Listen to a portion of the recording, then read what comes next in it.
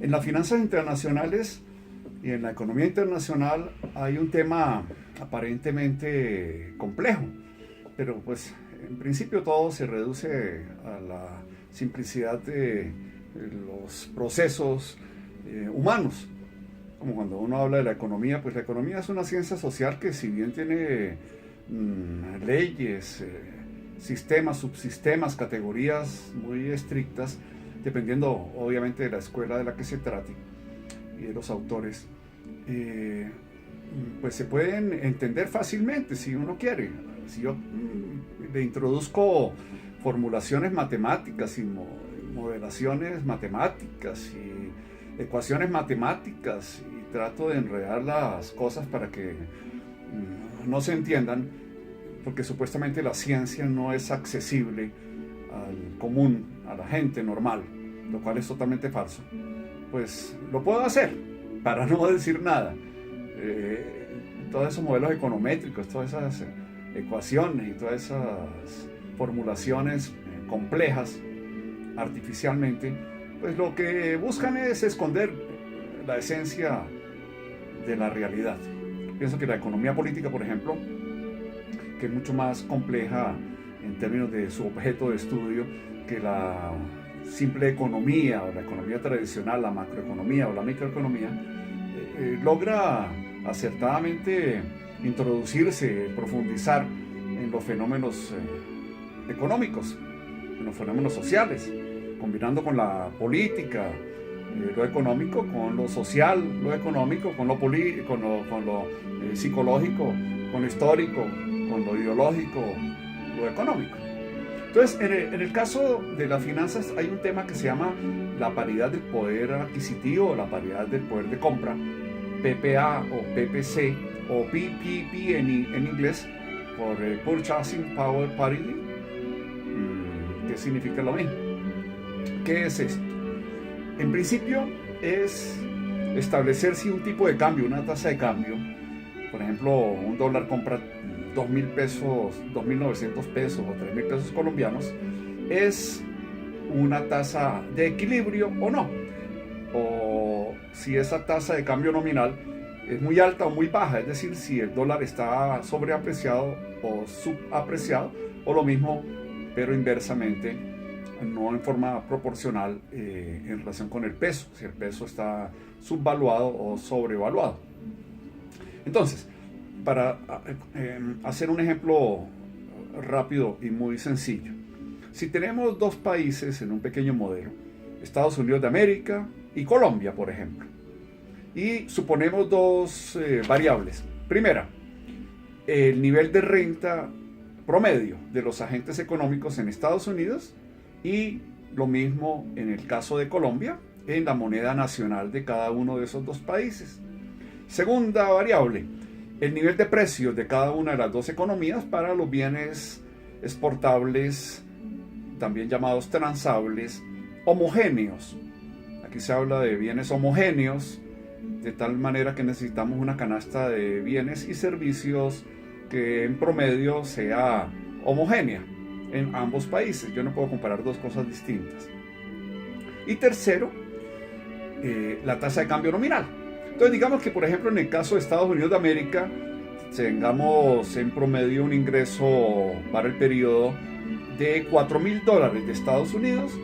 y para Colombia para el mismo periodo un ingreso supongamos de 1,5 millones de pesos, 1.500.000 pesos colombianos. Que el nivel de precios para la canasta familiar homogénea de Estados Unidos de América para ese periodo sea de $300 de Estados Unidos, y para el caso colombiano de 830.000 pesos colombianos. Si yo divido el nivel de renta, de ingreso de un estadounidense entre el nivel de precios de la canasta familiar, sería $4.000 entre $300, me daría exactamente 13,3 periódico canastas familiares. No exactamente, sino aproximadamente 13,3 periódico canastas familiares que podría adquirir en promedio ese agente económico estadounidense. En el caso colombiano, divido el nivel de renta, 1,5 millones de pesos colombianos, entre el valor de la canasta familiar, que dijimos es de 830.000 pesos, y me daría que la capacidad de consumo en términos nominales de un colombiano promedio sería de 1,84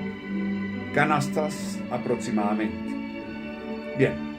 eso nos puede indicar simplemente que en Estados Unidos se consumen 13,3 canastas, mientras que en Colombia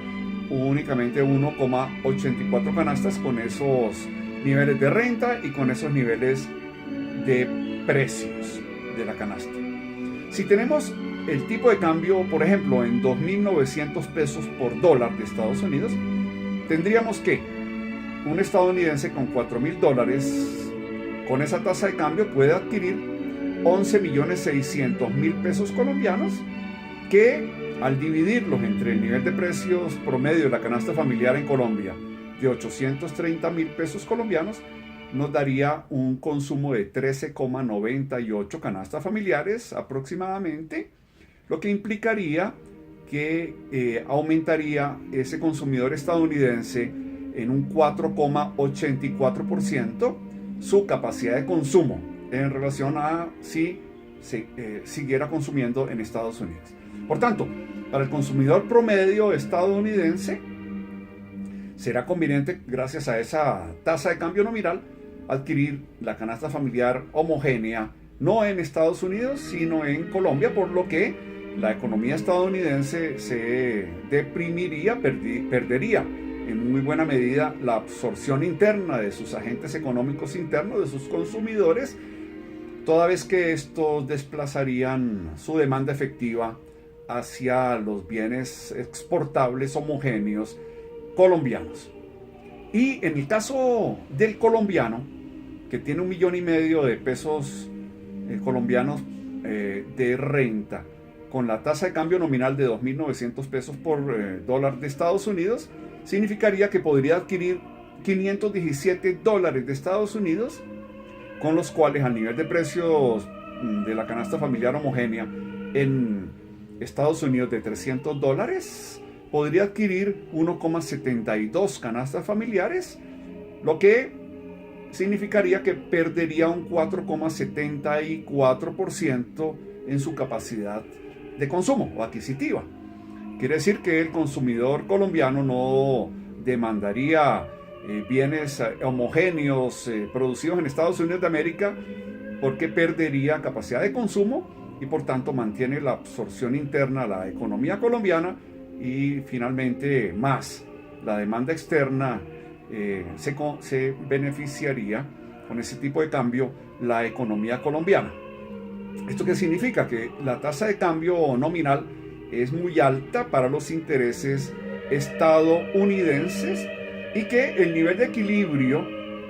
de la tasa de cambio nominal, para que la tasa de cambio nominal generara un nivel de indiferencia para los consumidores tanto colombiano como estadounidense, sería de 2.766,6 periódico pesos colombianos por dólar de Estados Unidos. Tasa de cambio de equilibrio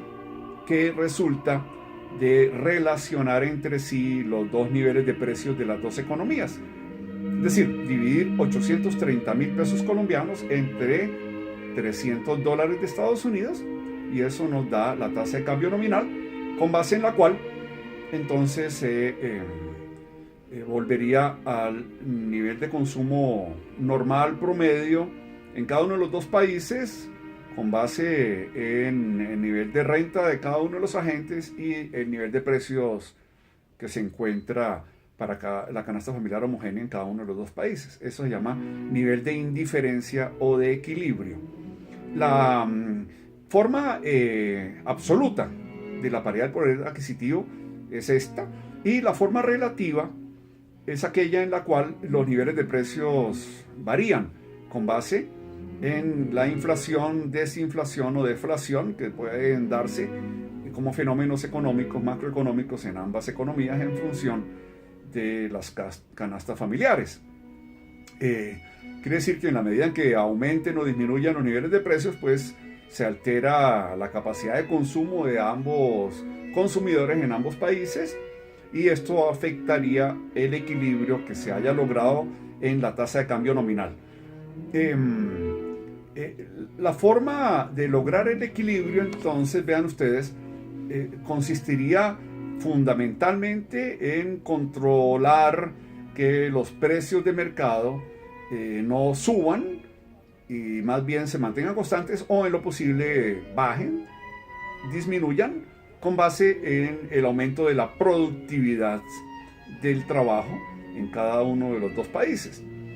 No acudir a artificialmente aumentar el nivel el tipo de cambio, por ejemplo en el caso colombiano,